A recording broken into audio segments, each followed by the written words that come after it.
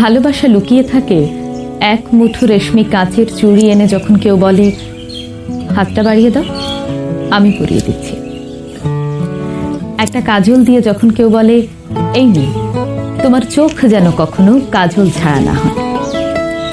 Office থেকে ফেরার পথে ফুল, চকলেট কিংবা আইসক্রিম এনে যখন কেউ বলে দেরি করেছি বলে রাগ করো না প্লিজ, আমার পাগলিটার জন্য এগুলো আনতে গিয়েই তো দেরি হয়ে গেল, দোকানে অনেক ভিড় ছিল যে।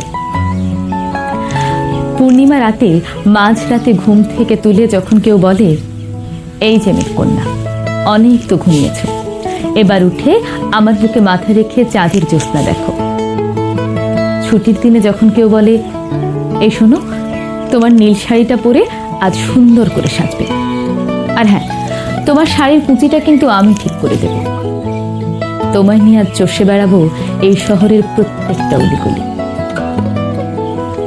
অসুখের সময় যখন কেউ বলে আমি চা করে আনছি, আর রান্নাটাও আজ আমিই করব, জানি আমি ভালো রাখতে পারি না, একদিন না হয় আমার হাতের বাজে রান্নাটাই টেস্ট করল।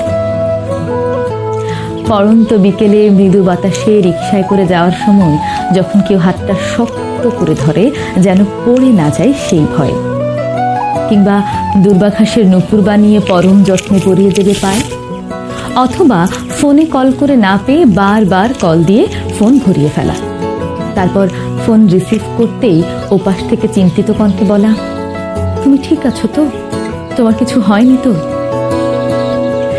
এই ছোট্ট ছোট্ট জিনিসগুলোতেই লুকিয়ে থাকে ভালোবাসা।